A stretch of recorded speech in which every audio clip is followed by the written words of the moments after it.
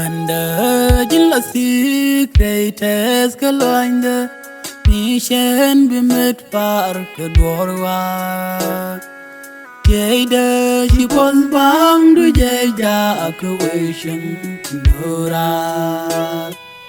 Under the secret as Kalanda, Mission be met for the Dwarwa. Jada, she was born to Jada, accusation, Dora.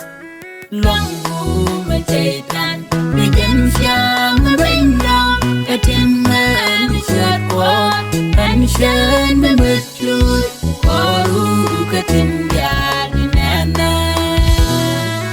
Long boom, a Jatan, we can sham, bring down a tin man, shirt walk. Mention the truth, or who got in the